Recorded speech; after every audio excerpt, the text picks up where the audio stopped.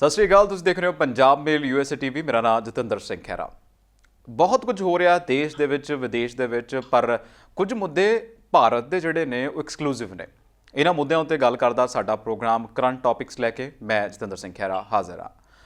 ਜਦੋਂ ਅਸੀਂ ਭਾਜਪਾ ਸਰਕਾਰ ਦੀ ਗੱਲ ਕਰਦੇ ਹਾਂ ਤਾਂ ਮੈਂ ਹਰ ਵਾਰ ਕਹਿੰਦਾ ਹਾਂ ਕਿ ਚੀਜ਼ਾਂ ਜਿਹੜੀਆਂ ਨੇ ਉਸ ਸਮੇਂ ਨੂੰ ਮਾਪਣ ਦੇ ਲਈ ਨਹੀਂ, ਹਰ ਟਾਈਮ ਬਦਲਦੀਆਂ ਰਹਿੰਦੀਆਂ ਨੇ।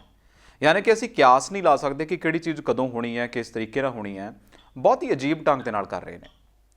जे दूसरे बन्ने कही जाए कि अजकल एक कहावत जिहड़ी है वो भाजपा दे उत्ते काफ़ी ढुकमी है कि आपे मैं रज्जी पुज्जी आपे मेरे बच्चे जीण। ये किवें ढुकमी है, इहदे बारे मैं गल करांगा। फिलहाल करंट टॉपिक्स के उत्ते गल करन लई मेरे नाल मैं राबता कायम कीता है सीनियर पत्रकार गुरमीत सिंह पलाही होणां दे नाल। तुहाडा स्वागत है सर। मेहरबानी जी, शुक्रिया। अच्छा, मैं एक कहावत बोली आ कि आपे मैं रज्जी पुज्जी आप ही मेरे बच्चे जीण। तो जो आप नरेंद्र मोदी की गल करते हैं या भाजपा की गल करते हैं तो मैनूं लगता कि एक कहावत बखूबी टुकदी है। जतिंदर जी बिल्कुल टुकदी है। देखो हुणे कुछ दिन पहला की गल है, हाले एक दो दिने बीते ने कि नरेंद्र मोदी साहब ने अपने नां दे उत्ते दुनिया का सब तो वड्डा स्टेडियम जिहड़ा है उसका नां रखवा लिया जी, ते आप ही ओदी इनैगूरेशन भी कर दित्ती। इस तो पहला भी खैरा जी एक गल होर वापरी सी जिहड़ी कि विच विचाले रह गई। ਉਹ ਇਹ ਸੀ ਕਿ ਗੁਜਰਾਤ ਵਿੱਚ ਇੱਕ ਵਿਅਕਤੀ ਉਤੇਜਿਤ ਹੋਇਆ ਤੇ ਉਹਨੇ ਕੀ ਕਿਹਾ ਕਿ ਮੈਂ ਤਾਂ ਨਰਿੰਦਰ ਮੋਦੀ ਦਾ ਏਡਾ ਵੱਡਾ ਭਗਤ ਆ, ਭਗਤਾਂ ਵਾਂਗਰ, ਕਿ ਮੈਂ ਤੇ ਉਸ ਦੇ ਨਾਂ ਦੇ ਉੱਤੇ ਮੰਦਿਰ ਬਣਾਉਣਾ। ਜੀ, ਰਾਮ ਮੰਦਿਰ ਤਾਂ ਸੁਣਿਆ, ਜੀ, ਸ਼ਿਵ ਮੰਦਿਰ ਵੀ ਸੁਣਿਆ, ਮੋਦੀ ਮੰਦਿਰ ਬਣਾਉਣ ਦੀ ਜਿਹੜੀ ਗੱਲ ਜਦੋਂ ਸਾਹਮਣੇ ਆਈ ਤੇ ਬੜੀ ਚਰਚਾ ਹੋਈ ਇਸ ਗੱਲ ਦੀ ਕਿ ਮੋਦੀ ਸਾਹਿਬ ਤਾਂ ਜਿਉਂਦੇ ਜਾਗਦੇ ਨੇ, ਸਾਖਸ਼ਾਤ ਨੇ, ਤੇ ਉਹਨਾਂ ਦੇ ਨਾਂ ਤੇ ਮੰਦਿਰ ਬਣਨਾ ਬੜੀ ਅਚੰਭੇ ਵਾਲੀ ਗੱਲ ਹੈ ਜੀ। ਉਸ ਗੱਲ ਇਹ ਹੈਰਾਨੀ ਵਾਲੀ ਗੱਲ ਇਹ ਕਿ ਉਸ ਮੰਦਿਰ ਲਈ ਮਾਇਆ ਵੀ ਇਕੱਠੀ ਹੋ ਗਈ ਬਣਨ ਦੀ ਜੀ। ਔਰ ਪਰ ਅਖੀਰ ਦੇ ਵਿੱਚ ਪਤਾ ਨਹੀਂ ਕਿਵੇਂ ਨਰਿੰਦਰ ਮੋਦੀ ਸਾਹਿਬ ਦੇ ਧਿਆਨ ਵਿੱਚ ਆਈ ਤੇ ਉਹਨਾਂ ਨੇ ਇਹ ਕਹਿਤਾ ਵੀ ਹਾਲੇ ਵੇਲਾ ਨਹੀਂ ਆਇਆ। ਉਸ ਵੇਲੇ ਤਾਂ ਵੇਲਾ ਟਪਾ ਦਿੱਤਾ ਗਿਆ, ਪਰ ਆ ਜਿਹੜਾ ਨਵਾਂ ਕੰਮ ਸਾਡੇ ਸਾਹਮਣੇ ਆ ਗਿਆ ਇਹਨੇ ਬੜਾ ਸਾਨੂੰ ਅਚੰਭਿਤ ਕਰ ਦਿੱਤਾ जी। फिर मैं ਝਾਤੀ ਮਾਰੀ ਇਤਿਹਾਸ ਦੇ ਵੱਲਾਂ। जी, ਗੁਜਰਾਤ ਦੇ ਵਿੱਚ ਇੱਕ ਨਰਿੰਦਰ ਕੁਮਾਰ ਨਾਂ ਦਾ ਰਾਜਾ ਹੋਇਆ ਕਰਦਾ ਸੀ। जी, ਉਸਨੇ ਆਪਣੇ ਖੇਤਰ ਦਾ ਨਾਂ ਆਪਣੇ ਰਾਜ ਦੇ ਉੱਤੇ ਰੱਖ ਲਿਆ ਤੇ ਉਹਦਾ ਨਾਂ ਰੱਖ ਲਿਆ ਨਰਿੰਦਰ ਨਗਰ। ਹੁਣ ਵੀ ਉਹ ਕਾਇਮ ਹੈ। ਤੇ ਇਸੇ ਤਰ੍ਹਾਂ ਮੋਦੀ ਸਾਹਿਬ ਦੀ ਵੀ ਇਸੇ ਕਿਸਮ ਦੀ ਚਾਹਤ ਲੱਗਦੀ ਆ ਕਿ ਉਹਨਾਂ ਨੇ ਦਿੱਲੀ ਦੇ ਵਿੱਚ ਜਿਹੜਾ ਪੁਰਾਣੇ ਜਿਹੜੇ ਲਾਲ ਕਿਲਾ ਬਣਿਆ ਹੋਇਆ, ਕੁਤਬ ਮਨਾਰ ਬਣੀ ਹੋਈ ਹੈ, ਬੜੀਆਂ ਵੱਡੀਆਂ ਸਾਡੀ ਲੋਕ ਸਭਾ ਦੀ ਬਿਲਡਿੰਗ ਬਣੀ ਹੋਈ ਹੈ, ਪਾਰਲੀਮੈਂਟ ਬਹੁਤ ਮਸ਼ਹੂਰ ਹੈ ਪੂਰੇ ਵਿਸ਼ਵ ਭਰ ਦੇ ਵਿੱਚ, ਉਸ ਦੀ ਜਿਹੜੀ ਉੱਤੇ ਕਾਰਾਗਰੀ ਕੀਤੀ ਹੈ, ਉਹਦਾ ਨਿਰਮਾਣ ਕੀਤਾ ਹੋਇਆ। ਪਰ ਇਹਨਾਂ ਨੇ ਪਾਸੇ ਕਰਕੇ ਇੱਕ ਵੱਖਰਾ ਸ਼ਹਿਰ ਵਸਾਉਣ ਦਾ ਤੇ ਉਹਦੇ ਵਿੱਚ ਇਹ ਸਾਰਾ ਕੁਝ ਸੈਕਟਰੀਏਟ ਤੋਂ ਲੈ ਕੇ ਥੱਲੇਲੇ ਦਫ਼ਤਰਾਂ ਤੱਕ ਵਸਾਉਣ ਦਾ ਫੈਸਲਾ ਕਰ ਲਿਆ। ਤੇ ਮੈਨੂੰ ਤਾਂ ਸ਼ੰਕਾ ਇਸ ਗੱਲ ਦੀ ਹੋਣ ਲੱਗ ਪਈ ਕਿਤੇ ਮੋਦੀ ਸਾਹਿਬ ਉਸ ਨਗਰ ਦਾ ਨਾਮ ਵੀ ਆਪਣੇ ਨਾਂ ਦੇ ਉੱਤੇ ਨਾ ਰੱਖ ਲੈਣ। ਬਿਲਕੁਲ ਹੋ ਸਕਦਾ ਹੈ। ਮੇਰੇ ਧਿਆਨ ਵਿੱਚ ਇੱਕ ਗੱਲ ਹੋਰ ਆਉਂਦੀ ਹੈ, ਉਹ ਵੀ ਬੜੀ ਸੁਭਾਵਿਕ ਜੀ, ਕਿ ਜੇ ਇਹ ਹੋਣ ਵਾਲਾ ਰਾਜਾ ਇਹ ਕੰਮ ਕਰਦਾ ਤੇ ਇਹ ਕੋਈ ਅਚੰਭੇ ਵਾਲੀ ਗੱਲ ਵੀ ਨਹੀਂ ਲੱਗਦੀ, ਕਿਉਂਕਿ ਇਹਦੇ ਮਨ ਵਿੱਚ ਇਹ ਹੈ ਕਿ ਮੈਂ ਭਾਰਤ ਰਤਨ ਵੀ ਆਪਣੇ ਆਪ ਲੈ ਲੈਣਾ। ਭਾਰਤ ਰਤਨ ਆਮ ਤੌਰ ਤੇ ਉਹਨਾਂ ਵੱਡੀਆਂ ਹਸਤੀਆਂ ਨੂੰ ਦਿੱਤਾ ਜਾਂਦਾ ਜਿਹੜੀਆਂ ਹਸਤੀਆਂ ਬਹੁਤ ਵੱਡਾ ਕਾਰਜ ਕਰਦੀਆਂ ਨੇ। ਤੇ ਕਿਹਾ ਇਹ ਜਾਣ ਲੱਗ ਪਿਆ ਵੀ ਮੋਦੀ ਸਾਹਿਬ ਏਡੇ ਵੱਡੇ ਕੰਮ ਕਰਨ ਲੱਗ ਪਏ ਨੇ ਕਿ ਪਲਾਟ ਦੇ ਵਿੱਚ ਜਿਹੜਾ ਸਾਇੰਸਦਾਨ ਏਡਾ ਉਦਮ ਉਪਰਾਲਾ ਕਰਕੇ ਕੰਮ ਕਰਦੇ ਨੇ, ਉਹਨਾਂ ਦੇ ਉੱਤੇ ਪਹਿਲੀ ਤਸਵੀਰ ਵੀ ਨਰਿੰਦਰ ਮੋਦੀ ਸਾਹਿਬ ਦੀ ਟੰਗੀ ਗਈ ਆ। ਦੇਖੋ ਕਿੰਨੀ ਹੈਰਾਨੀ ਵਾਲੀ ਗੱਲ ਹੈ ਕਿ ਦੇਸ਼ ਦੇ ਸਿਆਸਤਦਾਨ ਆਪਣੇ ਦਿਮਾਗ ਦੇ ਨਾਲ ਬਹੁਤ ਵੱਡਾ ਕਾਰਜ ਕਰਕੇ ਐਡੀਆਂ ਵੱਡੀਆਂ ਪ੍ਰਾਪਤੀਆਂ ਕਰਦੇ ਨੇ, ਪਲਾਟ ਦੇ ਵਿੱਚ ਆਪਣੇ ਉਪਕਰਨ ਭੇਜਦੇ ਨੇ, ਪਰ ਅਖੀਰ ਦੇ ਵਿੱਚ ਉਹਨਾਂ ਨੂੰ ਮਜਬੂਰ ਕਰਤਾ ਜਾਂਦਾ। ਜਿਵੇਂ 108 ਨੰਬਰ ਦੀ ਬੱਸ ਐਂਬੂਲੈਂਸ ਸੈਂਟਰ ਦੀ ਸਰਕਾਰ ਨੇ ਚਾਲੂ ਕੀਤੀ ਤੇ ਬਾਦਲ ਸਾਹਿਬ ਨੇ ਆਪਣੀ ਫੋਟੋ ਉਹਦੇ ਉੱਤੇ ਲਗਵਾਈ। ਇਸੇ ਤਰ੍ਹਾਂ ਸਾਇੰਸਦਾਨਾਂ ਨੇ ਕਾਰਜ ਕੀਤਾ ਤੇ ਮੋਦੀ ਸਾਹਿਬ ਦੀ ਫੋਟੋ ਉੱਥੇ ਲੱਗ ਗਈ ਤੇ ਭਾਰਤ ਰਤਨ ਦੀ ਗੱਲ ਲੈ ਲੈਣੀ ਇਹ ਵੀ ਕੋਈ ਅਚੰਭੇ ਵਾਲੀ ਗੱਲ ਇਸ ਕਰਕੇ ਨਹੀਂ ਮੈਂ ਸਮਝਦਾ ਕਿਉਂਕਿ ਆਪਣੇ ਕਾਰਜਕਾਲ ਦੇ ਦਰਮਿਆਨ ਸਾਡੇ ਦੇਸ਼ ਦੀ ਪ੍ਰਧਾਨ ਮੰਤਰੀ ਰਹੀ ਇੰਦਰਾ ਗਾਂਧੀ ਨੇ ਵੀ ਆਪਣੇ ਆਪ ਨੂੰ ਭਾਰਤ ਰਤਨ ਦੇ ਜਿਹੜਾ ਖਿਤਾਬ ਹੈ ਉਸ ਦੇ ਨਾਲ ਨਵਾਜ ਲਿਆ ਸੀ। ਤੇ ਉਸ ਤੋਂ ਪਹਿਲਾਂ ਜਵਾਹਰ ਲਾਲ ਨਹਿਰੂ ਵੀ ਆਪਣੇ ਸਮੇਂ ਦੇ ਵਿੱਚ ਹੀ ਭਾਰਤ ਰਤਨ ਜਿਹੜਾ ਹੈ ਉਸਨੇ ਪ੍ਰਾਪਤ ਕਰ ਲਿਆ ਸੀ। ਇਹ ਬਿਲਕੁਲ ਉਸ ਕਿਸਮ ਦੀਆਂ ਗੱਲਾਂ ਨੇ ਕਿ ਨਰਿੰਦਰ ਮੋਦੀ ਸਾਹਿਬ ਆਪਣੇ ਆਪ ਨੂੰ ਕਿਸੇ ਤਰ੍ਹਾਂ ਵੀ ਡਿਕਟੇਟਰ ਇੰਦਰਾ ਗਾਂਧੀ ਤੋਂ ਘੱਟ ਨਹੀਂ ਸਮਝਦੇ ਤੇ ਬਿਲਕੁਲ ਉਸੇ ਕਿਸਮ ਦੀਆਂ ਪਾਲਿਸੀਆਂ ਉਸੇ ਕਿਸਮ ਦੀਆਂ ਗੱਲਾਂ ਕਰੀ ਜਾਂਦੇ ਨੇ ਜਿਸ ਕਿਸਮ ਦੀਆਂ ਗੱਲਾਂ ਇੰਦਰਾ ਗਾਂਧੀ ਨੇ ਆਪਣੇ ਕਾਰਜਕਾਲ ਦੇ ਵਿੱਚ ਕੀਤੀਆਂ ਸਨ। ਲੋਕਤੰਤਰ ਦਾ ਸਤਿਆਨਾਸ਼ ਉਸਨੇ ਕੀਤਾ ਸੀ। ਜਿਹੜੀਆਂ ਸਰਕਾਰੀ ਸੰਸਥਾਵਾਂ ਸੀ ਉਹਨਾਂ ਦਾ ਘਾਣ ਉਸਨੇ ਕੀਤਾ ਸੀ। ਉਸ ਵੇਲੇ ਤੋਂ ਇਹ ਕਹਿਣ ਲੱਗ ਪਿਆ ਸੀ ਵੀ CBI ਜਿਹੜੀ ਹੈ ਉਹ ਪਿੰਜਰੇ ਦਾ ਤੋਤਾ ਹੈ। ID ਜਿਹੜੀ ਆ ਉਹ ਵੀ ਇਸ ਕਿਸਮ ਦੇ ਕਾਰਜ ਕਰਦੀ ਸੀ। ਹੁਣ ਤਾਂ ਉਸ ਤੋਂ ਵੀ ਅੱਗੇ ਵਾਲੀਆਂ ਗੱਲਾਂ ਹੋ ਗਈਆਂ ਵੀ ਬੈਂਕ ਵੀ ਜਿਹੜੀ RBI ਆ ਉਹ ਵੀ ਨਰਿੰਦਰ ਮੋਦੀ ਸਾਹਿਬ ਨੇ ਆਪਣੇ ਵੱਟੇ ਖਾਤੇ ਪਾ ਲਏ। ਤੋ ਇਹ ਸਾਰੇ ਦਾ ਮਤਲਬ ਕਹਿਣ ਦਾ ਭਾਵ ਇਹ ਹੈ ਕਿ ਆਪੇ ਰੱਜੀ ਪੁੱਜੀ ਵਾਲੀ ਗੱਲ ਇਸ ਕਰਕੇ ਕਿ ਭਾਜਪਾ ਸਾਰਾ ਕੁਝ ਆਪਣਿਆਂ ਨੂੰ ਦੇਣ ਦੇ ਉੱਤੇ ਯਤਨਸ਼ੀਲ ਹੈ। ਤੇ ਉਸ ਤੋਂ ਵੀ ਅਗਲੀ ਗੱਲ ਵੀ ਅਸਲ ਵਿੱਚ ਮੁਲਕ ਵਿੱਚ ਭਾਜਪਾ ਨਹੀਂ ਇੱਕੋ ਵਿਅਕਤੀ ਜਾਂ ਦੋ ਵਿਅਕਤੀ ਰਾਜ ਕਰਦੇ ਨੇ ਤੇ ਉਹ ਸਭੋ ਕੁਝ ਆਪਣੇ ਵੱਟੇ ਖਾਤੇ ਪਾਉਣ ਦੇ ਉੱਤੇ ਤੁਲੇ ਹੋਏ ਨੇ। ਵਾਕਈ ਭਲਾਈ ਸਾਹਿਬ ਤੁਸੀਂ ਬਹੁਤ ਵਧੀਆ ਤਰੀਕੇ ਨਾਲ ਦੱਸਿਆ ਕਿ ਇਹ 2 ਮੈਨ ਸ਼ੋਅ ਲੱਗ ਰਿਹਾ ਹੈ ਕਿ ਜਾਂ ਤਾਂ ਫਿਰ ਸਾਡੇ ਹੋਮ ਮਿਨਿਸਟਰ ਜਿਹੜੇ ਅਮਿਤ ਸ਼ਾਹ ਨੇ ਉਹਨਾਂ ਦਾ ਡਿਸੀਜਨ ਹੁੰਦਾ ਆ ਜਾਂ ਫਿਰ ਨਰਿੰਦਰ ਮੋਦੀ ਹੋਣਾ ਦੀ ਗੱਲ ਕਰ ਲਈਏ ਤਾਂ ਫਿਰ ਉਹਨਾਂ ਦਾ ਜਿਹੜਾ ਇੱਕ ਸ਼ੋਅ ਹੈ। ਅੱਛਾ, ਇਸ ਤੋਂ ਬਾਅਦ ਹੁਣ ਜੇ ਅਸੀਂ ਸਿਆਸੀ ਗਲਿਆਰਿਆਂ ਦੀ ਗੱਲ ਕਰ ਰਹੇ ਹਾਂ ਤੇ 5 ਸੂਬਿਆਂ ਦੇ ਵਿੱਚ ਇਲੈਕਸ਼ਨਸ ਨੇ, ਲਗਾਤਾਰ ਸਮੀਕਰਨਾਂ ਬਦਲ ਰਹੀਆਂ ਨੇ। ਆਮ ਆਦਮੀ ਪਾਰਟੀ ਵੀ ਫਰੰਟ ਸਟੇਜ ਦੇ ਉੱਤੇ ਆ ਰਹੀ ਹੈ ਔਰ ਲਗਾਤਾਰ ਮਹਾ ਪੰਚਾਇਤਾਂ ਕਾਂਗਰਸ ਵੀ ਕਰ ਰਹੀ ਹੈ ਤੇ ਆਮ ਆਦਮੀ ਪਾਰਟੀ ਵੀ ਕਰ ਰਹੀ ਹੈ। ਤੇ ਆਮ ਆਦਮੀ ਪਾਰਟੀ ਦੀਆਂ ਮਹਾ ਪੰਚਾਇਤਾਂ ਨੂੰ ਤੁਸੀਂ ਕਿਵੇਂ ਦੇਖਦੇ ਹੋ? ਦੇਖੋ, ਤੁਸੀਂ ਪਹਿਲਾਂ ਤੇ ਗੱਲ ਕੀਤੀ ਹੈ ਕਿ ਦੇਸ਼ ਦੇ ਵਿੱਚ 5 ਰਾਜਾਂ ਦੀਆਂ ਚੋਣਾਂ ਹੋਣ ਲੱਗੀਆਂ ਨੇ ਜੀ। ਇਹਨਾਂ ਦੇ ਵਿੱਚ ਆਮ ਆਦਮੀ ਪਾਰਟੀ ਆਪਣਾ ਪ੍ਰਭਾਵ ਬਣਾਉਣ ਲਈ ਯਤਨਸ਼ੀਲ ਹੈ ਬਾਕੀ ਪਾਰਟੀਆਂ ਵਾਂਗ, ਪਰ ਆਪਣੇ ਆਪ ਦੇ ਵਿੱਚ ਥੋੜੀ ਵੱਧ ਤੇਜ਼ੀ ਇਹ ਵਰਤ ਰਹੀ ਹੈ।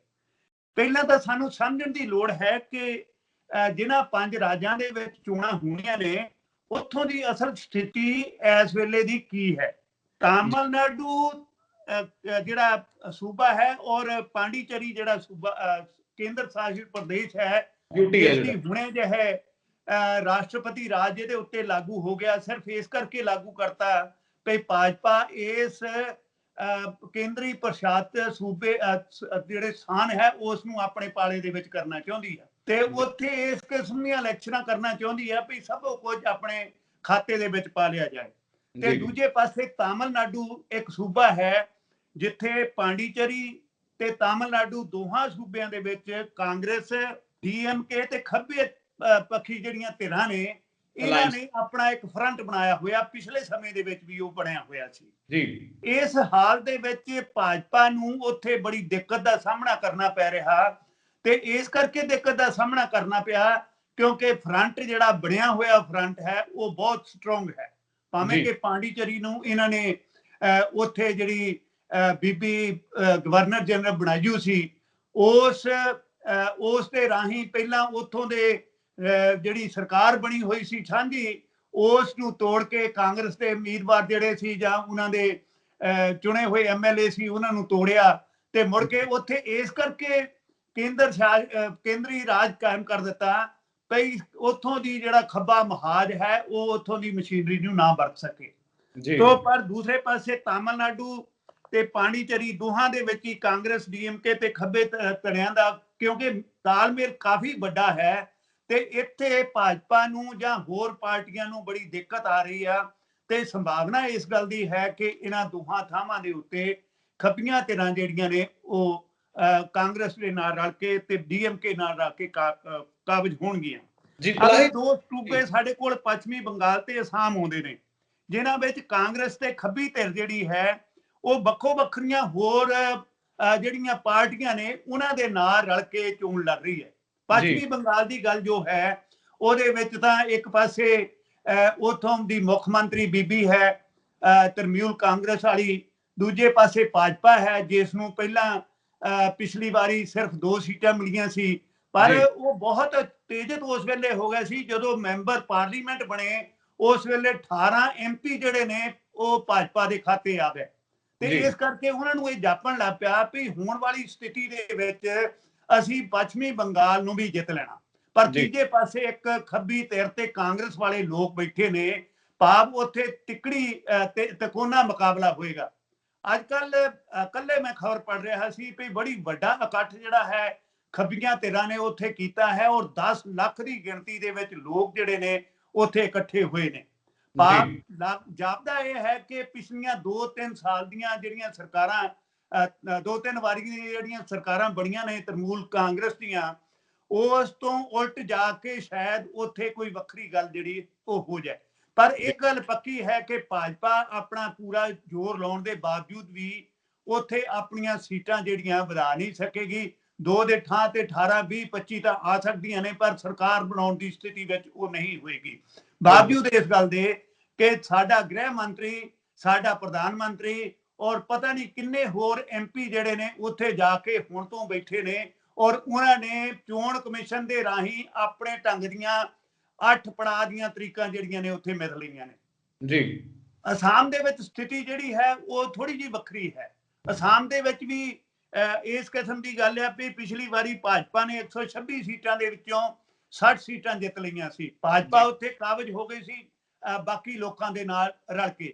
ਪਰ ਜਿਸ ਵੇਲੇ ਨਾਗਰਿਕਤਾ ਵਾਲਾ ਰਜਿਸਟਰ ਜਿਹੜਾ ਹੈ ਲੱਗ ਗਿਆ, ਉਸ ਵੇਲੇ ਭਾਜਪਾ ਦੀ ਉੱਥੇ ਹਾਲਤ ਮਾੜੀ ਹੋ ਗਈ, ਔਰ ਖੱਬੀਆਂ ਧਿਰਾਂ ਜਿਹੜੀਆਂ ਨੇ, ਜਾਂ ਉੱਥੇ ਦਾ ਬੋਡੋ ਅੰਦੋਲਨ ਜਿਹੜਾ ਚੱਲਿਆ ਸੀ, ਜਾਂ ਅਸਾਮ ਗਣ ਪਰਿਸ਼ਦ ਹੈ ਜੋ, ਉਸਨੇ ਇਕੱਠਿਆਂ ਹੋ ਕੇ ਇੱਕ ਫਰੰਟ ਬਣਾ ਲਿਆ, ਔਰ 8 ਪਾਰਟੀਆਂ ਇਕੱਠੀਆਂ ਹੋ ਗਈਆਂ ਨੇ ਜਿਹੜੀਆਂ ਖੱਬੀਆਂ ਧਿਰਾਂ ਦੇ ਨਾਲ ਰਲ ਕੇ ਚੋਣਾਂ ਲੜ ਰਹੀਆਂ। ਔਰ ਮੈਂ ਸਮਝਦਾ ਵੀ ਅਸਾਮ ਦੇ ਵਿੱਚ ਸਥਿਤੀ ਜਿਹੜੀ ਹੈ ਉਹ ਵੀ ਭਾਜਪਾ ਤੋਂ ਸੰਭਾਲੀ ਨਹੀਂ ਜਾਣੀ।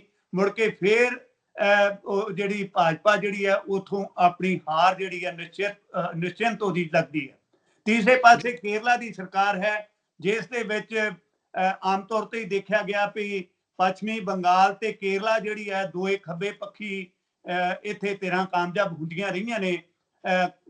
ਥੋੜਾ ਸਮਾਂ ਪਹਿਲਾਂ ਕਾਂਗਰਸ ਨੇ ਉੱਥੇ ਆਪਣਾ ਥੋੜਾ ਪ੍ਰਭਾਵ ਬਣਾਇਆ ਸੀ, ਪਰ ਕੇਰਲਾ ਦੇ ਵਿੱਚ ਭਾਜਪਾ ਜਿਹੜੀ ਹੈ ਉਹ 2-3 ਸੀਟਾਂ ਲੈਣ ਦੇ ਵਿੱਚ ਕਾਮਯਾਬ ਹੋਈ ਸੀ। ਪਰ ਜਾਪਦਾ ਇਹ ਹੈ ਕਿ ਭਾਜਪਾ ਹੁਣ ਵੀ ਭਾਵੇਂ ਉਹ ਯਤਨ ਕਰ ਰਹੀ ਹੈ ਦੂਜੀਆਂ ਪਾਰਟੀਆਂ ਵਿੱਚੋਂ ਆਪਣੇ ਨਾਲ ਲੋਕਾਂ ਨੂੰ ਰਲਾਉਣ ਲਈ, ਪਰ ਉੱਥੇ ਵੀ ਉਹਦੀ ਸਥਿਤੀ ਇਸ ਕਿਸਮ ਦੀ ਨਹੀਂ ਹੋਏਗੀ। ਪਰ ਇਹਨਾਂ ਸਾਰਿਆਂ ਰਾਜਾਂ ਦੇ ਵਿੱਚ ਜਿਹੜੀ ਆਮ ਆਦਮੀ ਪਾਰਟੀ ਦੀ ਸਥਿਤੀ ਹੈ ਉਹ ਕੋਈ ਬਹੁਤੀ ਸੁਖਾਵੀਂ ਹੋਣ ਵਾਲੀ ਗੱਲ ਨਹੀਂ ਹੈ। ਬਾਵਜੂਦ ਇਸ ਗੱਲ ਦੇ ਕਿ ਉਹ ਆਪਣੇ ਵੱਲੋਂ ਪੰਚਾਇਤਾਂ ਕਰ ਰਹੀ ਹੈ, ਬਾਵਜੂਦ ਇਸ ਗੱਲ ਦੇ ਕਿ ਉਹਨਾਂ ਪੰਚਾਇਤਾਂ ਦੇ ਵਿੱਚ ਸੰਭਾਵਨਾ ਇਸ ਗੱਲ ਦੀ ਹੁੰਦੀ ਹੈ ਕਿ ਵੱਡੀ ਪੱਧਰ ਤੇ ਲੋਕ ਜੁੜਦੇ ਵੀ ਨੇ, ਤੇ ਇਸ ਗੱਲ ਦੀ ਵੀ ਸੰਭਾਵਨਾ ਹੁੰਦੀ ਹੈ ਵੀ ਜਦੋਂ ਇਕੱਠ ਕਿਸੇ ਇੱਕ ਥਾਂ ਤੇ ਕੀਤਾ ਜਾਂਦਾ ਤੇ ਬਹੁਤ ਸਾਰੇ ਹੋਰ ਲੋਕ ਜਿਹੜੇ ਨੇ, ਜਿਹੜੇ ਅਸਲ ਮਾਇਨਿਆਂ ਦੇ ਵਿੱਚ ਉਹਨਾਂ ਦੇ ਨਾਲ ਜੁੜੇ ਹੋਏ ਵੀ ਨਹੀਂ ਹੁੰਦੇ, ਉਹ ਵੀ ਉਹਦੇ ਵਿੱਚ ਆ ਕੇ ਸ਼ਾਮਲ ਹੋ ਜਾਂਦੇ ਨੇ। ਸੋ ਇਸ ਹਾਲਤ ਦੇ ਵਿੱਚ ਆਮ ਆਦਮੀ ਪਾਰਟੀ ਜਿਹੜੀ ਕਿ ਇਸ ਗੱਲ ਲਈ ਬੜੇ ਵੱਡੇ ਪੱਧਰ ਤੇ ਯਤਨ ਕਰਦੀ ਹੈ, ਔਰ ਸੰਘਰਸ਼ੀਲ ਵੀ ਹੈ ਇਸ ਗੱਲ ਲਈ, ਔਰ ਉਤਸੁਕ ਵੀ ਹੈ ਇਸ ਗੱਲ ਲਈ, ਔਰ ਜਿਹਦੇ ਬਾਰੇ ਮੈਂ ਆਮ ਤੌਰ ਤੇ ਕਿਹਾ ਕਰਦਾ ਵੀ ਅਸਲ ਮਾਇਨਿਆਂ ਦੇ ਵਿੱਚ RSS ਦੀ ਉਹ B ਟੀਮ ਹੈ ਜਿਹੜੀ ਕਿ ਭਾਰਤ ਦੇ ਵਿੱਚ ਮੋਦੀ ਦੀ ਸਰਕਾਰ ਤੋਂ ਬਾਅਦ ਆਪਣਾ ਆਧਾਰ ਬਣਾਉਣ ਦੇ ਉੱਤੇ ਲੱਗੀ ਹੋਈ ਹੈ। ਭਾਵੇਂ ਕਿ ਪ੍ਰਤੱਖ ਤੌਰ ਤੇ ਬਹੁਤੀਆਂ ਗੱਲਾਂ ਸਾਹਮਣੇ ਨਹੀਂ ਆਉਂਦੀਆਂ, ਪਰ ਜਿਸ ਕਿਸਮ ਦੀ ਸਿਆਸਤ ਜੇ ਮੋਦੀ ਸਾਹਿਬ ਮੰਦਰਾਂ ਦੀ ਸਿਆਸਤ ਕਰਦੇ ਨੇ ਤਾਂ ਕੇਜਰੀਵਾਲ ਸਾਹਿਬ ਵੀ ਉਸ ਕਿਸਮ ਦੀ ਸਿਆਸਤ ਕਰਦੇ ਨੇ। ਸੋ ਇਸ ਕਰਕੇ ਮਹਾ ਪੰਚਾਇਤਾਂ ਦੇ ਵਿੱਚ ਇਕੱਠ ਕਰ ਲੈਣਾ, ਪੰਜਾਬ ਦੇ ਵਿੱਚ ਵੀ ਬਹੁਤ ਵੱਡੇ ਇਕੱਠ ਉਹਨਾਂ ਵੱਲੋਂ ਕੀਤੇ ਗਏ ਸਨ, ਪਰ ਅਖੀਰ ਦੇ ਵਿੱਚ ਇੱਥੋਂ ਵੀ ਉਨੀਆਂ ਸੀਟਾਂ ਉਹਨਾਂ ਨੂੰ ਪ੍ਰਾਪਤ ਨਹੀਂ ਸੀ ਹੋ ਸਕੀਆਂ ਜਿਨ੍ਹਾਂ ਦੀ ਉਹ ਤਵੱਕੋਂ ਕਰਕੇ ਬੈਠੇ ਸਨ। ਬਿਲਕੁਲ। ਅੱਛਾ, ਜਦੋਂ ਆਪਾਂ ਆਮ ਆਦਮੀ ਪਾਰਟੀ ਦੀ ਗੱਲ ਕਰਦੇ ਹਾਂ ਤੇ ਉਹਨਾਂ ਦੀ ਸਟੇਜ ਤੋਂ ਲਗਾਤਾਰ ਉਹਨਾਂ ਦੀ ਸਟੇਜ ਉੱਤੇ ਫੋਟੋਜ਼ ਜਿਹੜੀਆਂ ਨੇ ਮਹਿੰਦਰ ਸਿੰਘ ਟਕੈਤ ਹੋਣਾ ਦੀਆਂ ਲੱਗੀਆਂ ਨੇ, ਰਾਕੇਸ਼ ਟਕੈਤ ਦੇ ਜਿਹੜੇ ਬਾਪ ਜੀ ਨੇ ਉਹਨਾਂ ਦੀਆਂ ਲੱਗਦੀਆਂ ਨੇ, ਇਹਨੂੰ ਕਿਵੇਂ ਦੇਖਦੇ ਹੋ ਤੁਸੀਂ? ਦੇਖੋ, ਇੱਕ ਗੱਲ ਤਾਂ ਬੜੀ ਸਾਫ਼ ਸੁਥਰੀ ਹੈ ਕਿ ਕਦੇ ਇਹ ਸਮਾਂ ਗਿਣਿਆ ਜਾਂਦਾ ਸੀ ਕਿ ਟਕੈਤ ਜਿਹੜਾ ਹੈ ਭਾਜਪਾ ਦਾ ਸਮਰਥਕ ਹੈ ਜੀ। ਉਸਨੇ ਆਪਣੇ ਮੂੰਹੋਂ ਵੀ ਇਹ ਗੱਲ ਕੀਤੀ ਕਿ ਮੈਂ ਵੋਟ ਜਿਹੜੀ ਹੈ ਬਾਵਜੂਦ ਇਸ ਗੱਲ ਦੇ ਕਿ ਮੇਰੇ ਪੂਰੇ ਪਰਿਵਾਰ ਨੇ ਕਿਸੇ ਹੋਰ ਪਾਰਟੀ ਨੂੰ ਵੋਟ ਪਾਈ ਸੀ ਤੇ ਮੈਂ ਭਾਜਪਾ ਨੂੰ ਵੋਟ ਪਾਈ ਸੀ ਜੀ। ਪਰ ਜਿਸ ਵੇਲੇ ਉਹਦੇ ਖਿਲਾਫ ਭਾਜਪਾ ਨੇ ਖੁੰਡਾ ਖੜਕਾਉਣਾ ਸ਼ੁਰੂ ਕਰ ਦਿੱਤਾ ਤੇ ਸੰਭਾਵਨਾ ਇਸ ਗੱਲ ਦੀ ਬਣ ਗਈ ਕਿ ਹੁਣ ਉਹ ਭਾਜਪਾ ਦੇ ਨਾਲ ਨਹੀਂ ਰਹੇਗਾ। ਪਰ ਦੂਜੇ ਪਾਸੇ ਇਹ ਹੈ ਕਿ ਉਹ ਇੱਕ ਇਹੋ ਜਿਹਾ ਚਿਹਰਾ ਕਿਸਾਨਾਂ ਦੇ ਵਿੱਚ ਬਣ ਚੁੱਕਾ ਜਿਹਦੀ ਦਿੱਖ ਇੱਕ ਰਾਸ਼ਟਰੀ ਕਿਸਾਨ ਨੇਤਾ ਦੇ ਤੌਰ ਤੇ ਹੋਣੀ ਸ਼ੁਰੂ ਹੋ ਗਈ ਆ ਤੇ ਜੀ ਬਿਲਕੁਲ ਆਪਣੇ ਪਿਤਾ ਵਾਂਗਰ ਮਹਿੰਦਰ ਸਿੰਘ ਟਕੈਤ ਵਾਂਗਰ ਉਸ ਨੇ ਆਪਣਾ ਕੱਦ-ਬੁੱਤ ਬਣਾਉਣਾ ਸ਼ੁਰੂ ਕਰ ਦਿੱਤਾ। ਜੀ ਭਾਵੇਂ ਤੁਸੀਂ ਦੇਖੋ ਵੀ ਕੋਈ ਵੀ ਹੋਰ ਪਾਰਟੀ ਉਹਦਾ ਆ ਕੇ ਸਨਮਾਨ ਕਰੇ, ਜਿਵੇਂ ਕਾਂਗਰਸ ਵਾਲਿਆਂ ਨੇ ਵੀ ਜਾ ਕੇ ਉੱਥੇ ਸਟੇਜ ਤੇ ਕਰ ਦਿੱਤਾ, ਦੂਜੇ ਪਾਸੇ ਬਾਦਲ ਹੁਣੀ ਵੀ ਉੱਥੇ ਜਾ ਕੇ ਤੁਰ ਗਏ, ਆਮ ਜੀ ਆਦਮੀ ਪਾਰਟੀ ਵਾਲਿਆਂ ਨੇ ਵੀ ਜਾ ਕੇ ਉਹਦੇ ਗੱਲ ਦੇ ਵਿੱਚ ਹਾਰ ਪਾ ਦਿੱਤੇ। ਪਰ ਬਿਲਕੁਲ ਟਕੈਤ ਨੇ ਕਿਸਾਨ ਜਥੇਬੰਦੀਆਂ ਦੇ ਕੀਤੇ ਹੋਏ ਫੈਸਲੇ ਨਾਲੋਂ ਕੋਈ ਤੋੜ ਵਿਛੋੜਾ ਨਹੀਂ ਕੀਤਾ ਤੇ ਅਵਗਿਆ ਵੀ ਨਹੀਂ ਕੀਤੀ।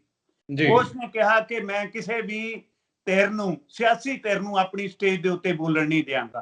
ਪਰ ਜੀ ਨਾਲ ਦੀ ਨਾਲ ਸੰਭਾਵਨਾ ਹੁਣ ਇਸ ਗੱਲ ਦੀ ਬਣਦੀ ਜਾਂਦੀ ਆ ਕਿ ਇੱਕ ਵੱਡਾ ਨੇਤਾ ਹੋਣ ਦੇ ਕਾਰਨ ਸਾਰੀਆਂ ਪਾਰਟੀਆਂ ਉਸ ਨੂੰ ਆਪਣੇ ਨਾਲ ਲੈ ਕੇ ਤੁਰਨ ਦਾ ਯਤਨ ਕਰਨਗੀਆਂ ਤੇ ਜੀ ਇਸ ਗੱਲ ਦਾ ਯਤਨ ਵੀ ਸੰਭਾਵਨਾ ਤੌਰ ਤੇ ਹੋ ਸਕਦਾ ਕਿ ਭਾਜਪਾ ਜਾਂ ਕੇਂਦਰ ਦੀ ਸਰਕਾਰ ਉਹਦੇ ਰਾਹੀਂ ਕੋਈ ਸਮਝੌਤੇ ਉੱਤੇ ਪਹੁੰਚਣ ਦਾ ਯਤਨ ਕਰੇ, ਜਿਹਦੇ ਬਾਰੇ ਲਗਾਤਾਰ ਟਕੈਤ ਸਾਹਿਬ ਇਹ ਕਹਿੰਦੇ ਨੇ ਕਿ ਮੈਂ ਤੇ ਤਿੰਨੇ ਕਾਨੂੰਨ ਵਾਪਸ ਲਏ ਤੋਂ ਬਿਨਾਂ ਘਰ ਨਹੀਂ ਜਾਣਾ। ਔਰ ਉਹਨਾਂ ਨੇ ਤਾਂ ਉਸ ਤੋਂ ਵੀ ਅਗਲੀ ਗੱਲ ਕਰ ਦਿੱਤੀ ਕਿ ਕਿਸਾਨ ਜਿਹੜੇ ਨੇ ਆਉਣ ਵਾਲੇ ਸਮੇਂ ਦੇ ਵਿੱਚ ਆਪਣੀਆਂ ਫਸਲਾਂ ਆਪੇ ਜਾਲ ਲੈਣਗੇ, ਉਹ ਕੇਂਦਰ ਸਰਕਾਰ ਦੇ ਪੱਲੇ ਨਹੀਂ ਪਾਉਣਗੇ, ਜਿਹਦੇ ਨਾਲ ਬਹੁਤ ਵੱਡਾ ਇੱਕ ਸੰਕਟ ਵੀ ਖੜਾ ਹੋਏਗਾ, ਅੰਤਰਰਾਸ਼ਟਰੀ ਪੱਧਰ ਤੇ ਬਹੁਤ ਵੱਡੀ ਬਦਨਾਮੀ ਵੀ ਹੋਏਗੀ। ਔਰ ਇਸ ਗੱਲ ਦੀ ਵੀ ਸੰਭਾਵਨਾ ਹੋ ਸਕਦੀ ਹੈ ਕਿ ਆਉਣ ਵਾਲੇ ਸਮੇਂ ਵਿੱਚ ਜਦੋਂ ਅੰਦੋਲਨ ਹੋਰ ਤਿੱਖਾ ਹੋਏ, ਜਦੋਂ ਕਿਹਾ ਜਾਣ ਲੱਗ ਪਿਆ ਵੀ ਪਾਰਲੀਮੈਂਟ ਦਾ ਘਿਰਾਓ ਕਰਨ ਤੇ ਗ੍ਰਿਫਤਾਰੀਆਂ ਦੇਣ ਵਾਲੀ ਗੱਲ ਵੀ ਤੁਰ ਪੈਣੀ ਹੈ ਤੇ ਉਸ ਵੇਲੇ ਸਰਕਾਰ ਡਰ ਦੇ ਵਿੱਚ ਕੋਈ ਸਮਝੌਤਾ ਕਰਨ ਲਈ ਯਤਨ ਕਰੇ ਤੇ ਉਸ ਸਮਝੌਤੇ ਦੇ ਵਿੱਚ ਪਹਿਲੇ ਨੰਬਰ ਦੇ ਉੱਤੇ ਟਕੈਤ ਦੇ ਨਾਲ ਕੋਈ ਨਾ ਕੋਈ ਗੱਲ ਕਰਨ ਦਾ ਉਹਨਾਂ ਦਾ ਉਦਮ ਉਪਰਾਲਾ ਹੋਵੇ। ਵਾਕਈ ਲੱਗ ਰਿਹਾ ਕਿ ਟਕੈਤ ਨੂੰ ਪੌੜੀ ਬਣਾ ਕੇ ਜਿਹੜਾ ਕੰਮ ਕੀਤਾ ਜਾ ਸਕਦਾ ਹੈ। ਅੱਛਾ, ਮੈਂ ਸੰਘਰਸ਼ ਦੇ ਬਾਰੇ ਗੱਲ ਕਰ ਰਿਹਾ, ਤੁਹਾਨੂੰ ਲੱਗਦਾ ਹੈ ਕਿ ਹੁਣ ਸੰਘਰਸ਼ ਨੂੰ ਤੱਤਾ ਕਰਨਾ ਬਹੁਤ ਜ਼ਰੂਰੀ ਹੈ ਕਿਉਂਕਿ ਸਰਕਾਰਾਂ ਦੇ ਜੇ ਕੰਨ ਤੇ ਜੂੰ ਨਹੀਂ ਸਰਕਣ ਰਹੀ, ਉਹਨੂੰ ਲੱਗਦਾ ਕਿ ਸ਼ਾਇਦ ਸਾਡਾ ਤੇ ਇਦਾਂ ਹੀ ਕੰਮ ਚੱਲ ਰਿਹਾ, ਜੇ ਅਸੀਂ ਕਹਿ ਲਈਏ ਕਿ ਉਹਨਾਂ ਨੂੰ ਇਹ ਲੱਗ ਰਿਹਾ ਕਿ ਪਰਵਾਹ ਨਹੀਂ ਹੈਗੀ ਤੇ ਤੱਤਾ ਕਰਨ ਦੀ ਲੋੜ ਹੈ ਸੰਘਰਸ਼ ਨੂੰ।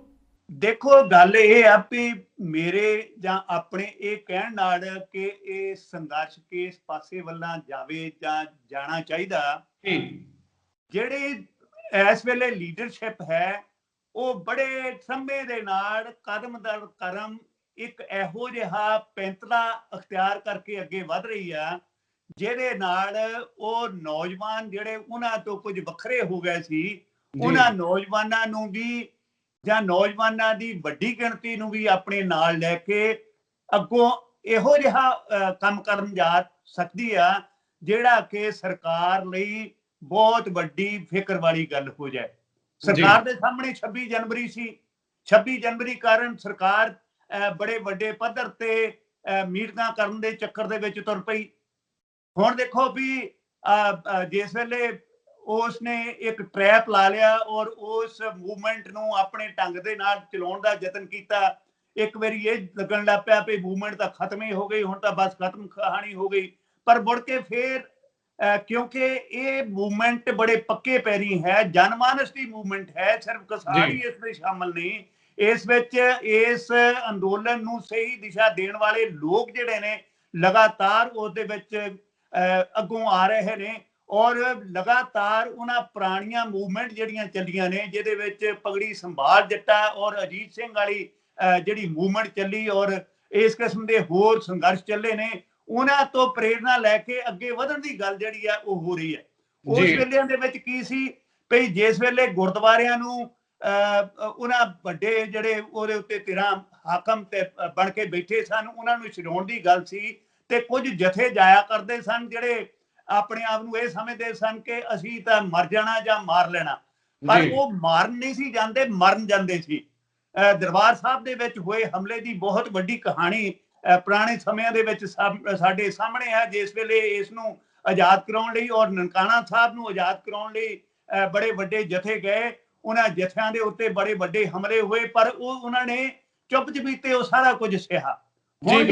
ਹੁਣ ਵਾਲੀ ਲੀਡਰਸ਼ਿਪ ਵੀ ਇਸ ਪੈਂਤੜੇ ਉੱਤੇ ਵਿਚਾਰ ਕਰਦੀ ਜਾਪਦੀ ਆ ਕਿ ਆਉਣ ਵਾਲੇ ਦਿਨਾਂ ਦੇ ਵਿੱਚ ਤਿਆਰੀ ਕਰ ਰਹੀ ਆ, ਆਉਣ ਵਾਲੇ ਦਿਨਾਂ ਦੇ ਵਿੱਚ ਪਾਰਲੀਮੈਂਟ ਹਾਊਸ ਦਾ ਘਿਰਾਓ ਕਰਨ ਲਈ 100 ਬੰਦਿਆਂ ਦਾ ਜਥਾ ਜਾਏਗਾ, 200 ਬੰਦਿਆਂ ਦਾ ਜਥਾ ਜਾਏਗਾ, ਉਹਨਾਂ ਨੂੰ ਉਹ ਗ੍ਰਿਫਤਾਰ ਕਰ ਲੈਣ, ਉਹਨਾਂ ਨੂੰ ਮਾਰ ਕੁੱਟ ਕੇ ਵਾਪਸ ਭੇਜ ਦੇਣ, ਪਰ ਇਹ ਨਿਰੰਤਰ ਉਸ ਮੋਰਚੇ ਵਰਗਾ ਹੋਏਗਾ ਜਿਹੜਾ ਕਦੇ ਸਾਡੇ ਪੰਜਾਬੀ ਸੂਬਾ ਲੈਣ ਲਈ ਮੋਰਚਾ ਬਣਿਆ ਸੀ, ਜਦੋਂ ਹਰ ਰੋਜ਼ ਵੱਡੀ ਗਿਣਤੀ ਵਿੱਚ ਲੋਕ ਗ੍ਰਿਫਤਾਰ ਹੋਣ ਲਈ ਜਾਇਆ ਕਰਦੇ ਸਨ, ਤੇ ਬਹੁਤ ਵੱਡੇ ਪੱਧਰ ਦੇ ਉੱਤੇ ਜਦੋਂ ਗ੍ਰਿਫਤਾਰੀਆਂ ਹੋ ਜਾਂਦੀਆਂ ਨੇ ਸਰਕਾਰ ਲਈ ਨਮੋਸ਼ੀ ਦਾ ਕਾਰਨ ਬਣ ਜਾਂਦਾ, ਤੇ ਨਿਤ ਪ੍ਰਤੀ ਇਹੋ ਜਿਹੀ ਸਥਿਤੀ ਬਣਦੀ ਜਾਂਦੀ ਹੈ ਕਿ ਸੈਂਕੜੇ ਨਹੀਂ ਹਜ਼ਾਰਾਂ ਬੀਬੀਆਂ ਪੰਜਾਬ ਦੇ ਪਿੰਡਾਂ ਦੇ ਵਿੱਚੋਂ ਹੁਣ ਇਕੱਠੀਆਂ ਹੋ ਕੇ 8 ਮਾਰਚ ਨੂੰ ਜਿਹੜਾ ਵੱਡਾ ਇਸਤਰੀ ਦਿਵਸ ਉੱਥੇ ਮਨਾਇਆ ਜਾਣਾ ਹੈ, ਇਸਤਰੀਆਂ ਦਾ ਦਿਨ ਮਨਾਇਆ ਜਾਣਾ ਹੈ, ਉਸ ਦੇ ਵਿੱਚ ਸ਼ਾਮਲ ਹੋਣ ਲਈ ਉਤਸੁਕ ਹੋਈਆਂ ਬੈਠੀਆਂ ਨੇ,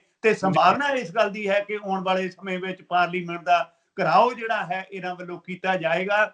ਔਰ ਇਸ ਤੋਂ ਬਿਨਾਂ ਜਦ ਤੱਕ ਬਹੁਤ ਹੀ ਵੱਡੀ ਪੱਧਰ ਦੇ ਉੱਤੇ ਕੋਈ ਇਹੋ ਜਿਹਾ ਪ੍ਰੈਸ਼ਰ ਨਹੀਂ ਪਾਤਾ ਜਾਂਦਾ, ਕੇਂਦਰ ਦੀ ਸਰਕਾਰ ਪੀੜਤਾਈ ਵਾਲਾ ਆਪਣਾ ਜਿਹੜਾ ਵਤੀਰਾ ਉਸਨੇ ਅਪਣਾਇਆ ਹੋਇਆ ਹੈ, ਉਸ ਤੋਂ ਟਸ ਤੋਂ ਮਸ ਹੋਣ ਦੇ ਯਤਨ ਵਿੱਚ ਨਹੀਂ ਰਹੇਗੀ। ਵਾਕਈ ਲੱਗ ਵੀ ਇੱਦਾਂ ਰਿਹਾ ਕਿ ਕੇਂਦਰ ਸਰਕਾਰ ਜਿਹੜੀ ਆ ਉਹ ਟਸ ਤੋਂ ਮਸ ਨਹੀਂ ਹੋ ਰਹੀ। ਅੱਛਾ, ਲੱਖਾ ਸਿਧਾਣਾ ਅੱਜ ਕੱਲ੍ਹ ਖਬਰਾਂ ਦੇ ਵਿੱਚ ਹੈ, ਰੁਲਦੂ ਸਿੰਘ ਮਾਨਸਾ ਉਹਨਾਂ ਨੇ ਉਹਨੂੰ ਕਿਹਾ ਕਿ ਤੁਸੀਂ ਸਾਡੇ ਨਾਲ ਆ ਜਾਓ, ਸਾਡੇ ਕੋਲ ਆ ਜਾਓ, ਕੋਈ ਸਟੇਟਮੈਂਟ ਆ ਰਹੀ ਹੈ, ਇਹਦੇ ਉੱਤੇ ਤੁਹਾਡਾ ਕੀ ਕਹਿਣਾ ਹੈ? ਦੇਖੋ, ਗੱਲ ਇਹ ਆ ਵੀ ਉਹ ਜਿਹੜੇ ਲੋਕ ਲਾਲ ਕਿਲੇ ਦੇ ਉੱਤੇ ਚਲੇ ਗਏ ਜਾਂ ਜਿਨ੍ਹਾਂ ਨੇ ਪਹਿਲਾਂ ਵੱਖਰਾ ਆਪਣਾ ਅੰਦੋਲਨ ਚਾਲੂ ਕੀਤਾ ਸੀ, ਦੀਪ ਸਿੱਧੂ ਵਰਗੇ ਲੋਕਾਂ ਨੇ ਵੱਖਰੀਆਂ ਸਟੇਜਾਂ ਲਾ ਲਈਆਂ ਸੀ, ਮੁੜ ਕੇ ਫੇਰ ਉੱਥੇ ਉਹ ਸ਼ਾਮਲ ਹੋ ਗਏ ਸੀ, ਕਿਉਂਕਿ ਟੀਚਾ ਇੱਕੋ ਹੀ ਹੈ ਇਹਨਾਂ ਕਾਨੂੰਨਾਂ ਨੂੰ ਰੱਦ ਕਰਨ ਦਾ। ਉਹਦੇ ਲਈ ਕੁਝ ਜਿਹੜੇ ਗਰਮ ਖਿਆਲੀ ਲੋਕ ਸੀ, ਉਹਨਾਂ ਨੂੰ ਆਪਣੇ ਨਾਲ ਤੱਤੇ ਕਾਰ ਨਾਲ ਲੈ ਕੇ ਉਹਨਾਂ ਨੇ ਅੱਗੇ ਵਧਣ ਦਾ ਯਤਨ ਕੀਤਾ। ਨੌਜਵਾਨ ਜਿਨ੍ਹਾਂ ਦੇ ਵਿੱਚ ਜੋਸ਼ ਸੀ, ਉਹਨਾਂ ਦੀਆਂ ਉਤੇਜਦਾ ਭਾਵਨਾਵਾਂ ਜਿਹੜੀਆਂ ਨੇ ਉਹਨਾਂ ਨੂੰ ਨਾਲ ਲੈ ਕੇ ਉਹਨਾਂ ਨੂੰ ਅੱਗੋਂ ਉੱਥੇ ਪਹੁੰਚ ਕੇ ਇਹੋ ਜਿਹੀਆਂ ਕਾਰਵਾਈਆਂ ਕੀਤੀਆਂ ਜਿਹੜੀਆਂ ਸਰਕਾਰ ਚਾਹੁੰਦੀ ਸੀ।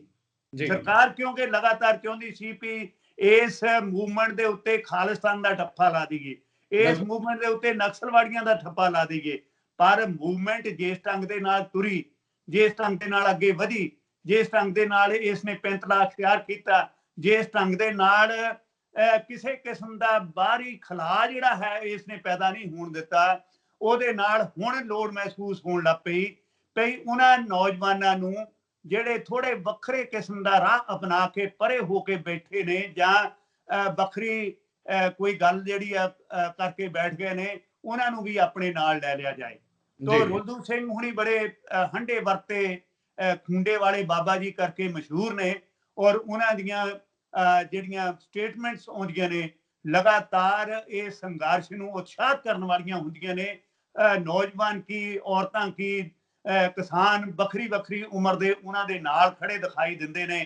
ਹੁਣ ਵੀ ਜੇ ਉਹਨਾਂ ਨੇ ਇਹ ਗੱਲ ਲੱਖੇ ਸਿਧਾਣੇ ਨੂੰ ਕੀਤੀ ਹੈ, ਜਿਸ ਨੇ ਨੌਜਵਾਨਾਂ ਦੇ ਵਿੱਚ ਆਪਣਾ ਇੱਕ ਵੱਖਰੀ ਕਿਸਮ ਦਾ ਅਕਸ ਬਣਾ ਲਿਆ, ਪੰਜਾਬੀ ਬੋਲੀ ਦੇ ਮਾਮਲੇ ਦੇ ਉੱਤੇ ਪੰਜਾਬ ਦੇ ਵਿੱਚ ਉਸਨੇ ਇੱਕ ਵੱਡੀ ਮੁਹਿੰਮ ਛੇੜੀ ਸੀ, ਬਾਵਜੂਦ ਇਸ ਦੇ ਕਿ ਉਸਦਾ ਆਪਣਾ ਜਿਹੜਾ ਕ੍ਰਿਮੀਨਲ ਕਿਸਮ ਦਾ ਰਿਕਾਰਡ ਸੀ, ਪਰ ਉਸ ਤੋਂ ਪਾਸੇ ਹਟ ਕੇ ਉਸਨੇ ਇੱਕ ਵੱਖਰੀ ਦਿਸ਼ਾ ਜਿਹੜੀ ਹੈ ਪੰਜਾਬ ਦੇ ਨੌਜਵਾਨਾਂ ਨੂੰ ਦੇਣ ਦਾ ਯਤਨ ਕੀਤਾ, ਔਰ ਆਪਣੇ ਨਾਲ ਬਹੁਤ ਸਾਰੇ ਨੌਜਵਾਨਾਂ ਨੂੰ ਜੋੜ ਵੀ ਲਿਆ। ਤੇ ਹੁਣ ਵੀ ਇਸ ਕਿਸਮ ਦੀ ਗੱਲ ਜੇ ਆਈ ਹੈ ਤਾਂ ਮੈਂ ਸਮਝਦਾ ਕਿ ਲੱਖਾ ਸਿਧਾਣਾ ਤੇ ਹੋਰ ਜਿਹੜੇ ਲੋਕ ਵੱਖਰੇ ਢੰਗ ਦੇ ਨਾਲ ਆਪਣੀ ਇਸ ਕਿਸਾਨ ਮੂਵਮੈਂਟ ਨੂੰ ਸਫਲ ਕਰਾਉਣ ਲਈ ਆਪਣੇ ਯਤਨ ਕਰ ਰਹੇ ਨੇ, ਉਹ ਇੱਕੋ ਪਲੇਟਫਾਰਮ ਦੇ ਉੱਤੇ ਆਪਣੇ ਜਿਹੜੇ ਪੁਖਤਾ ਜਰਨੈਲ ਨੇ, ਬਜ਼ੁਰਗ ਜਰਨੈਲ ਨੇ, ਉਹਨਾਂ ਦੇ ਨਾਲ ਰਲ ਕੇ ਕੰਮ ਕਰਨ, ਕਿਉਂਕਿ ਜਰਨੈਲ ਜਦ ਤੱਕ ਪੁਖਤਾ ਨੇ, ਤਕੜੇ ਨੇ, ਸਹੀ ਢੰਗ ਦੇ ਨਾਲ ਅਗਵਾਈ ਕਰਨ ਦੀ ਯੋਗਤਾ ਰੱਖਦੇ ਨੇ, ਤੇ ਉਹਨਾਂ ਦੇ ਨਾਲ ਹਰਿਆਵਲ ਦਸਤੇ ਦੇ ਤੌਰ ਤੇ ਇਹ ਨੌਜਵਾਨ ਜੇ ਖੜੇ ਹੋਣਗੇ ਤਾਂ ਤਾਕਤ ਹੋਰ ਵੀ ਵੱਡੀ ਹੋਏਗੀ, ਕਿਉਂਕਿ ਹਰਿਆਵਲ ਦਸਤੇ ਤੋਂ ਬਿਨਾਂ ਕੋਈ ਵੀ ਮੂਵਮੈਂਟਾਂ ਜਿਹੜੀਆਂ ਕਦੇ ਵੀ ਕਾਮਯਾਬ ਨਹੀਂ ਹੁੰਦੀਆਂ। ਤੇ ਇਸ ਵੇਲੇ ਵੀ ਇਸ ਕਿਸਾਨ ਸੰਘਰਸ਼ ਨੂੰ ਹਰਿਆਵਲ ਦਸਤੇ ਦੀ ਲੋੜ ਹੈ, ਜਿਹਦੇ ਕਰਕੇ ਸ਼ਾਇਦ ਰੁਲਦੂ ਸਿੰਘ ਹੁਣਾਂ ਨੇ ਲੱਖੇ ਸਿਧਾਣੇ ਨੂੰ ਵੀ ਆਵਾਜ਼ ਮਾਰੀ। ਵਾਕਈ ਮੈਨੂੰ ਵੀ ਲੱਗ ਰਿਹਾ ਕਿ ਇੱਕ ਪੁਖਤਾ ਜਿਹੜਾ ਜਥੇਦਾਰ ਹੈ ਉਹਦੀ ਲੋੜ ਹੈ, ਇੱਕ ਗਾਈਡੈਂਸ ਦੀ ਲੋੜ ਹੈ, ਔਰ ਇੱਕ ਲੀਡਰਸ਼ਿਪ ਦੀ ਲੋੜ ਹੈ ਜਿਹੜੀ ਕਿ ਸਾਡੇ ਕੋਲੇ ਹੈਗੀ ਆ। ਪਲਾਹੀ ਜੀ, ਤੁਹਾਡਾ ਬਹੁਤ ਧੰਨਵਾਦ, ਤੁਸੀਂ ਆਏ ਹੋ, ਤੁਸੀਂ ਸਮਾਂ ਕੱਢਿਆ ਔਰ ਇੰਨੇ ਵੱਡਮੁੱਲੇ ਵਿਚਾਰ ਸਾਡੇ ਨਾਲ ਸਾਂਝੇ ਕੀਤੇ ਨੇ। ਬਹੁਤ ਮਿਹਰਬਾਨੀ ਜੀ, ਸ਼ੁਕਰੀਆ, ਧੰਨਵਾਦ ਜੀ। ਏਸੀ ਸੀਨੀਅਰ ਪੱਤਰਕਾਰ ਗੁਰਮੀਤ ਸਿੰਘ ਪਲਾਹੀ ਹੁਣੀ, ਔਰ ਮੈਂ ਲਗਾਤਾਰ ਤੁਹਾਡੇ ਨਾਲ ਕਰੰਟ ਮੁੱਦੇ ਦੇ ਉੱਤੇ ਗੱਲਬਾਤ ਕਰਦਾ ਰਹਾਂਗਾ। ਦੇਖਦੇ ਰਹੋ ਪੰਜਾਬ ਮੇਲ USA TV। ਤੁਹਾਡਾ ਬਹੁਤ ਧੰਨਵਾਦ।